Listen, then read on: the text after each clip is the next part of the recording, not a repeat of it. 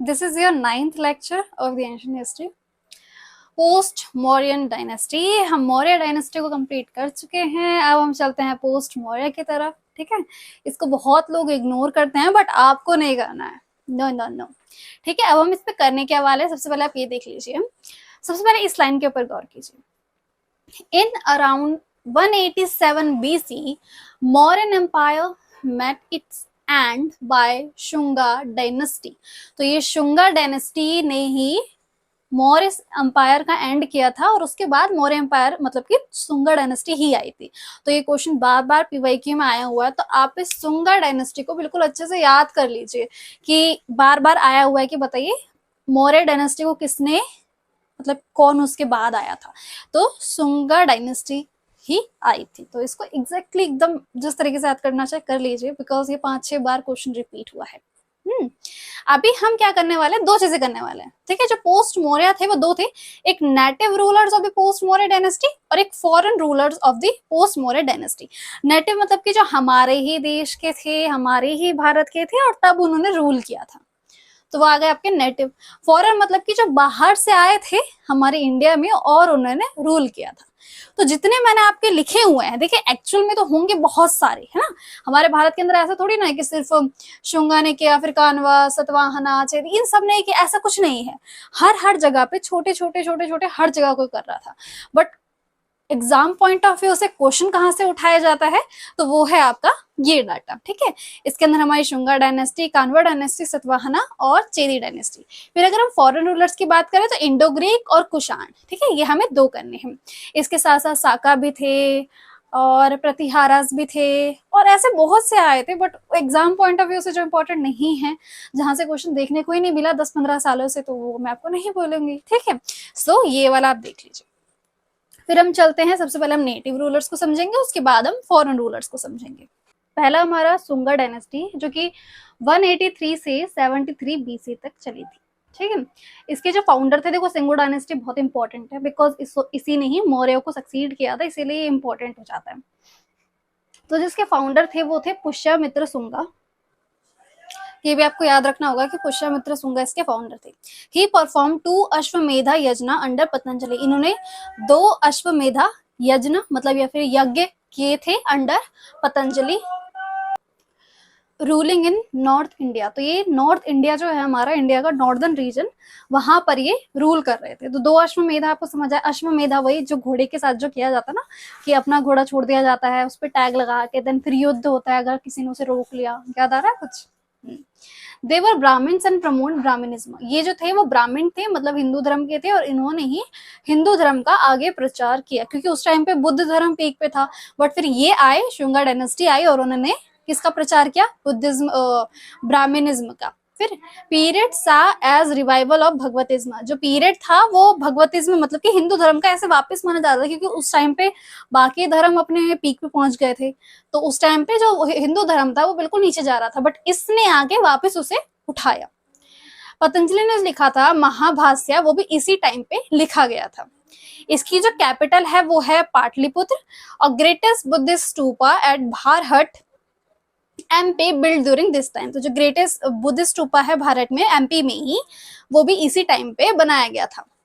फिर gateway railing which surrounded Sanchi stupa build by Ashoka was constructed this time.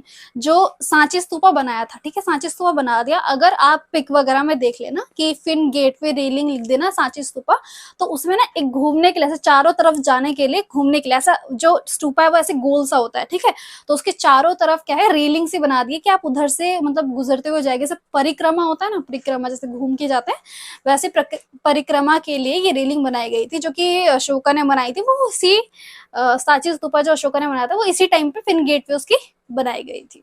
ठीक है, second ruler कौन थे सुंगा डायनेस्टी के? वो थे अग्निमित्र, जिन्होंने 149 से 141 BC तक रहे थे। ठीक है, he was a son of Pushyamitra, ये इनके ही बेटे थे। मनुस्मृति जो है इसी को इसी टाइम पे कंपाइल्ड किया गया था। जो मनुस्मृति है हिंदू धर्म की, उसे इसी टाइम पे कंपाइल किया गया था। देखो ये वाला जो टाइम है ना, यहाँ पे हिंदुइज्म का वापस से रिवाइवल हो रहा है। Greek king Antialcidas first send his ambassador name Herodotus to the court. ये हेरोडोटस वाला क्वेश्चन बार बार एग्जाम में आ रहा है कि बताइए हेरोडोटस जो है वो किस टाइम पे भेजे गए थे। तो शुंगा अग्निमित्रा के टाइम पे हेरोडोटस को भेजा गया था, ठीक है। ग्रीक रूलर थे ये। Herodotus constructed pillar Garudadhvaja in honour of God Vishwamitra. तो गॉड विश्वामित्र के ऑनर में उन्होंने इसको पिलर को बनाया था। किसने बनाया था? हेरोडोटस ने बनाया था। हेरोडोटस कौन थे? ये ग्रीक किंग एंटीएल्सिडास फर्स्ट के एम्बेसडर थे, जिनको अग्निमित्रा के कोर्ट में भेजा गया था, ठीक है। जो उसके थर्ड रूलर थे वो थे वासुमित्र। इनके बारे में आपको ज्यादा नॉलेज लेने की जरूरत नहीं है, बस आपको थोड़ा बहुत बस याद रख लीजिए। थर्ड रूलर जो थे वो वासुमित्रा थे, ठीक है। जो फोर्थ एंड लास्ट रूलर है इनके वो है देवभूति। क्या नाम है इनका? देवभूति। इनके लास्ट रूलर। तो आपको इतना ही डाटा बस कंज्यूम करना है सुंगा डायनेस्टी के लिए और आपका काम इतने में बन जाएगा, ठीक है। कान्वा डायनेस्टी के बारे में देखते हैं। बहुत छोटा सा है, इसको भी आपको करने की जरूरत नहीं है, बस थोड़ा बहुत हिंट के लिए मैंने आपके लिए रखा हुआ है। 73 से 28 बीसी के बीच हुआ था ये। दे रूल फ्रॉम पाटलिपुत्र। इन्होंने पाटलिपुत्र से रूल किया था। इसके जो फाउंडर थे वो थे वासुमित्र, ठीक है। फिर इनके जो सेकंड रूलर थे वो थे भूमिमित्रा। इनके जो थर्ड रूलर थे वो थे नारायण। एक सेकेंड, मैंने यहाँ कुछ गलती करी है। एक सेकेंड। यहाँ पे वासुमित्रा नहीं वासुदेव है, ठीक है। वासुमित्रा तो ऑलरेडी लिख चुके हैं ना। वासुदेव थे जिन्होंने शुरुआत की थी। सॉरी फॉर दिस मिस्टेक, मैंने यहाँ से एग्जैक्ट कंफ्यूज हो गई मैं। फाउंडर थे वो वासुदेव थे, फिर भूमिमित्रा, फिर नारायण और लास्ट में ससुरमान जो थे वो इसके लास्ट रूलर थे। तो यही आपका पूरा डाटा है किसके लिए? सुंगा डायनेस्टी के लिए और कान्वा डायनेस्टी के लिए। सुंगा पे ज्यादा जोर डाला क्योंकि एग्जाम में यहाँ से क्वेश्चन जरूर आता है। अब हम चलते हैं अपने सतवाहना और चेदी की तरफ।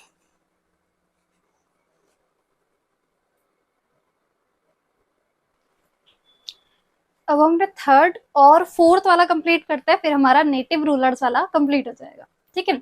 सतवाहना डायनेस्टी जो कि 120 बीसी से 159 एडी तक चली थी। Satavahana become the dominating power in Deccan and central India. जो सतवाहना थे वो बिल्कुल हमारा जो इंडिया है, इस तरफ को देखिए, ये जो बीच वाला एरिया ना, जो दक्कन वाला एरिया होता है इसको दक्कन कहते हैं, दक्कन एरिया या फिर सेंट्रल इंडिया। तो सेंट्रल इंडिया वाला जो एरिया था वहां पे सतवाहना बहुत ही अच्छे से रूल कर रहे थे, डोमिनेटिंग पावर बन गई थी वहां की, ठीक है। फाउंडर जो थे वो उनके सिमुका थे। ये इसका भी क्वेश्चन पीवाईक्यू में आया है, बताइए founder of the Satavahana dynasty. तो इससे क्वेश्चन जरूर आते हैं, ठीक है। सतवाहना से और शुंगा से यहाँ से क्वेश्चन आते हैं। फाउंडर थे सिमुका जो कि 120 बीसी से 96 बीसी तक रहे थे। लैंग्वेज उस टाइम पे प्राकृत थी और ये सक्सेसर थे मौर्य इन दक्कन। तो जो मौर्य थे उन्होंने दक्कन वाले रीजन पे भी अपना आधिपत्य किया था। तो उस रीजन को हराकर, मतलब उन मौर्य को हराकर फिर यहाँ पे सतवाहना डायनेस्टी आई थी। जो उसके थर्ड रूलर थे उनका नाम था सतकर्णी, ठीक है। उन्होंने वैदिक सेक्रीफाइसेस किए थे, तो सतकर्णी आप याद रख लीजिए। फिर उनके 23rd रूलर जो थे वो थे गौतमी पुत्र सतकर्णी। दोनों में डिफरेंस है, थर्ड वाला सतकर्णी है, 23rd वाला गौतमी पुत्र सतकर्णी है। तो इसमें कंफ्यूजन मत करना कि कहीं सतकर्णी आए और आपको लगे हाँ भाई इसी की बात हो रही है, तो कंफ्यूजन बहुत ज्यादा क्रिएट करते हैं वो एग्जाम में, तो आप मत होना, ठीक है।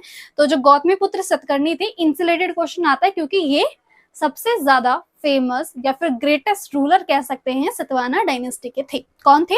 23rd rulers of the Gautam पुत्र सतकर्णी जो थे वो थे।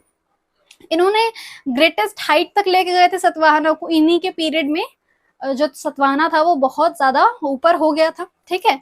डिफीट किया था उन्होंने साका कशत्र पाना, इनको क्या था, नाम अजीब अजीब से हैं इसमें। Achievement of the Gautamiputra Satakarni are recorded in the Nashik inscription by his mother. तो इनका नाम गौतमी पुत्र सतकर्णी इसलिए है क्योंकि उनकी मम्मी का नाम गौतमी था, तो गौतमी के पुत्र सतकर्णी इसीलिए ऐसा लिखा गया, ठीक है। क्योंकि अगर दोनों ही सतकर्णी हो जाते तो कंफ्यूजन होता है, इन्होंने फिर अपनी मम्मी का नाम इसमें जोड़ा था। तो इनकी मदर ने इंस्क्रिप्शन करवाए थे नासिक में, जिनकी वजह से हमें पता चला कि गौतमी पुत्र सतकर्णी ने कितनी ज्यादा अचीवमेंट को हासिल किया था। उसी से हमें ये सारे जो भी डाटा था वो हमें मिल पाया। जो उसके 30th रूलर थे या फिर लास्ट रूलर थे, मतलब इतने सारे रूलर थे तो बहुत टाइम तक चली थी सतवाहना डायनेस्टी। तो जो 30th रूलर थे उनका नाम था पलामावा थर्ड। सतवाहना ने इशू किए थे कॉइन जो लेड में ज्यादा किए थे, मेनली लेड में हुए थे, कॉपर में भी हुए हैं, ब्रॉन्ज में भी हुए। ब्रॉन्ज क्या होता है? कॉपर प्लस 10, जिसके अंदर टिन की जो मात्रा होती है वो 10 to 12% होती है। ठीक है, साइंस करेंगे तो देखेंगे ये सब चीजें। अलॉय होता है ब्रॉन्ज ना। टू इम्पॉर्टेंट रिलीजियस कंस्ट्रक्शन जो थे, जो इस टाइम पे हुए थे, वो होता है चैत्या और विहार। चैत्या क्या है, एक बुद्धा टेम्पल है, और विहार क्या, मोनेस्ट्री है। मोनेस्ट्री मतलब कि मठ कह सकते हैं आप, बुद्ध धर्म से रिलेटेड होते हैं ये होते हैं।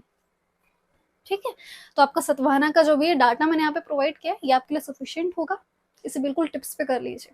ठीक है, चलते हैं चेदी डायनेस्टी की तरफ, जो कि है 185 से 73 बीसी तक हुई थी। ये जो ईयर है ना, इसमें कंफ्यूज मत होना, यहाँ पे देखो एडी आया था, बीसी से एडी तक चला था, ये से पूरा बीसी में चला है। ये वाला क्वेश्चन एग्जाम में है, इसलिए मैंने आपको यहाँ पे इंक्लूड कर दिया कि जैसे कि मैंने आपको बताया था कि अशोका जो थे, उनका जो टर्निंग पॉइंट था लाइफ का, वो कलिंग का युद्ध था, है ना।